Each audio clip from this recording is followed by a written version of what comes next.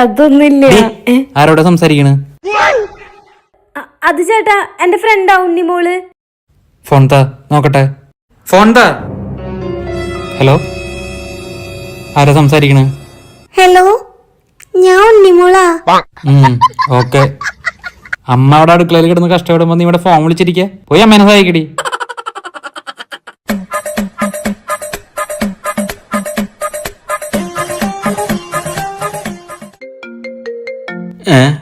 Unknown നമ്പറാ.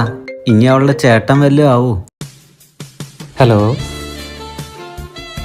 Hello, ഞാനാ രച്ചുന്റെ ബ്രദറാ നിർമ്മൽ. നേരത്തെ വിളിച്ചപ്പോ ഞാൻ കുറച്ച് ദേഷ്യത്തിലാ സംസാരിച്ചേ.